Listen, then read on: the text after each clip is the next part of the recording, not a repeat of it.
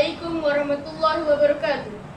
Hari ini kita akan bincangkan tentang topik yang dekat dengan kita, iaitu alam sekitar. Bersama saya hari ini 3 orang ahli panel kita yang diundang khas, iaitu Saudari Aufa Nur Anwar dari kelas 5 Sakinah, Saudari Nur Khairul Mursidah dari kelas 5 Sakinah, dan Saudari Siti Mariam dari kelas 5 Nada.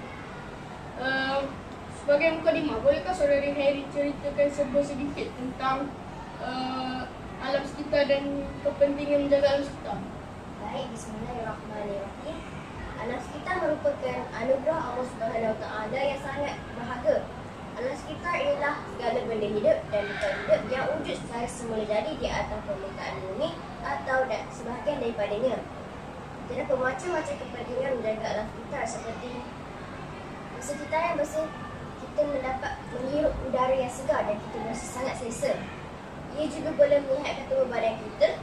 Selain itu, sekitar yang bersih juga dapat mengelakkan daripada penyakit seperti demam denggi, malaria, tikus dan sebagainya.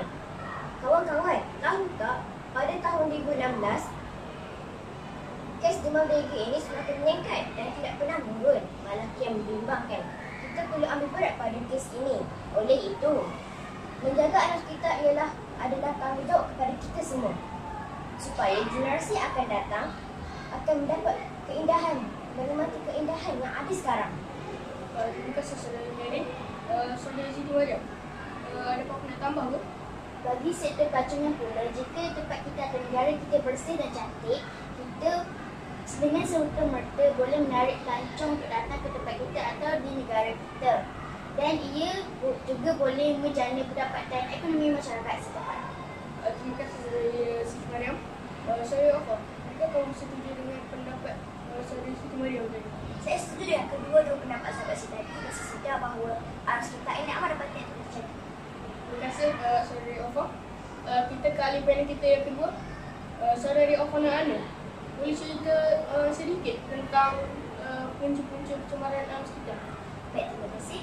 Seperti mana kita tahu, kita mempunyai 3 jenis pencemaran kronik di diri kita, iaitu pencemaran udara, pencemaran air dan pencemaran bunyi.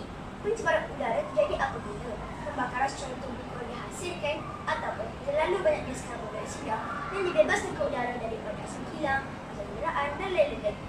Kawan-kawan, jika kita sentiasa menghirup udara yang tercemar, kita boleh mendapat penyakit seperti penyakit bronkitis, radang paru, asma dan banyak lagi. Pencemaran air perlu terjadi apabila kapal atau kilang membuang sisa toksik ke dalam laut atau sungai, menyebabkan kawasan air itu tercemar dan rosak.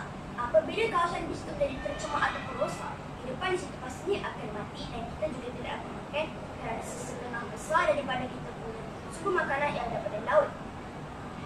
Kita seharusnya mencegah sikap manusia yang suka membuang sampah ke dalam laut supaya dapat menghasilkan bumi yang segar dan bumi yang sihat. Pencemaran bunyi pun terjadi apabila pengeluaran bunyi yang kuat daripada kenderaan seperti kenderaan penggunaan seperti jentera ataupun kenderaan bermotor seperti kereta motor. Kawan-kawan, telinga kita hanya boleh menampung audio maksimum 70 desibel jika telinga kita menerima audio 70 desibel ke atas. Kerana telinga kita akan pecah dan kita juga akan kehilangan fungsi organ terpenting dalam badan kita, iaitu diri pendengaran. Terima kasih Saudari Aufa Nur Anwar atas uraian yang panjang lebar tadi. Ada di kalangan panel kita nak tambah silakan? Selain daripada yang Aufa katakan tadi, ada juga pencemaran tanah atau tanah, iaitu pencemaran bahan kimia bahaya seperti bahan logam berat, hidrokarbon dan racun serangga ke dalam tanah, sehingga terjadinya pertukaran warna, kesuburan dan hakisan. Ia terjadi apabila petani-petani menyembur racun tersebut ke tanaman sayur-sayuran mereka. Terima kasih Saudari Khairi. Bagi selain yang dikatakan oleh Khairin dan Aufa, pencemaran radioaktif iaitu bahan pelepasan radioaktif ke dalam alam sekeliling. Terima kasih Saudari Siti Mariam. Kita ke ahli panel kita yang ketiga, Saudari Siti Mariam. Boleh cerita tak tentang langkah-langkah menjaga sekitar? Baik, terima kasih. Kerajaan ialah nadi utama pergerakan dan pentadbiran bagi sesebuah negara. Kementerian Pendidikan turut memainkan peranan bagi mendidik pelajar-pelajar seperti kita mencintai alam sekitar dan berusaha melindunginya. Kementerian Pendidikan telah menubuhkan kelab mesra alam di sekolah kita bagi mendidik pelajar seperti kita bagi mencintai alam sekitar dan berusaha melindunginya. Bagi ekonomi masyarakat setempat pula, kita haruslah mengadakan aktiviti bergotong royong bagi membersihkan kawasan sekitar kita, dan ia juga boleh mengeratkan silaturahim sesama kita. Bagi individu kita sebagai seorang pelajar, kita haruslah membuang sampah ke dalam tong sampah yang disediakan. Tahukah kawan-kawan bahawa sekarang dunia kita telah dilanda COVID-19? Dengan itu, kita haruslah memakai sarung tangan untuk mengikut sampah dan mencuci tangan menggunakan sabun dan sanitasi tangan. Kita juga boleh menolong ibu kita menanam tumbuh-tumbuhan bagi mendapatkan udara yang segar dan bersih. Ia juga boleh mencantikkan dan melestarikan lagi bumi kita. Terima kasih saudari Syukurada. Saudari Helen, adakah nak tambah daripada huraian setengah ini? Selain itu, kita juga boleh meletakkan pokok hiasan di rumah atau di kelas-kelas masing-masing. Bersama celah, kita harus sentiasa memelihara arus kita atau memupuk pembersihan arus kita supaya dapat dilepaskan pada jenazah yang akan datang supaya dapat menghasilkan bumi yang segar dan bersih. Terima kasih atas ketiga-tiga ahli panel kita yang sudi berkongsi ilmu tentang alam sekitar.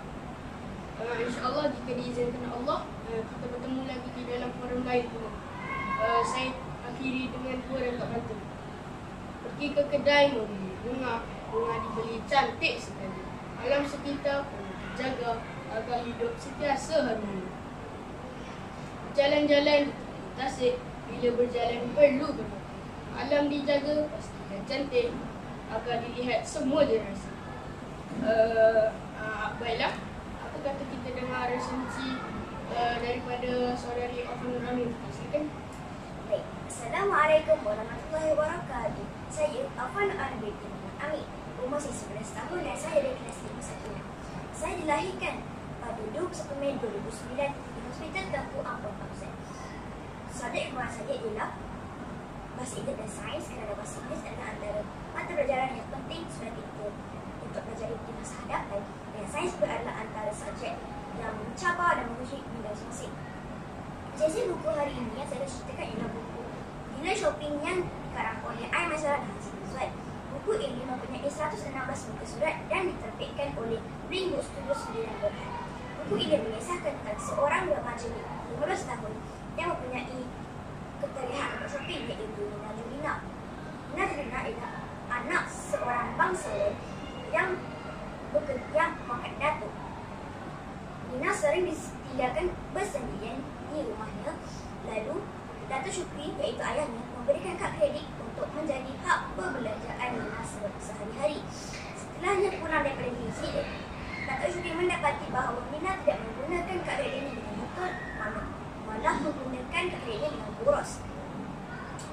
Datuk Syukri merampas semula kad kredit daripada Nina, lalu menghantar Nina ke rumah ibu saudaranya, iaitu Mak Su. Nina membantah cadangan Datuk Syukri, tetapi dipaksa untuk dapatkan kad kreditnya semula.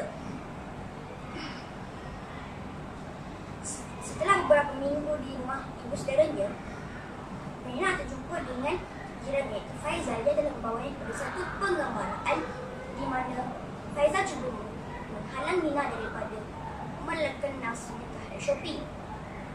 Setelah beberapa percubaan dan masih gagal, sehinggalah pada suatu hari Faizal membawa Nina pada pusat jagaan anak yatim yang telah menimbulkan rasa insaf kepada Nina bahawa tidak semua orang memiliki apa yang mereka mahukan dan apa yang mereka perlukan.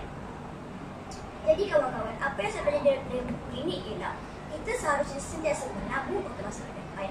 Kita tidak patutnya menjadi boros dan sentiasa bercepat-cepat. Seperti mana pepatah Arab pernah menyebut, Qawlul